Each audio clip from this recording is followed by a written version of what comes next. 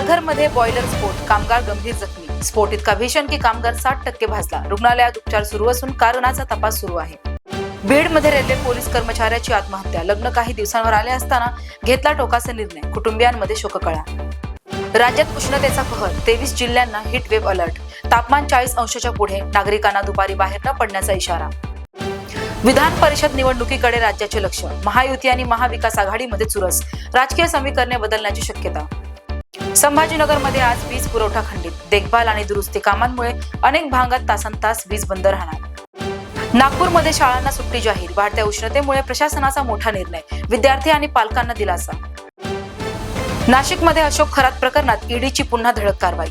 छापेमारीत रोख रक्कम आणि कागदपत्रांची तपासणी.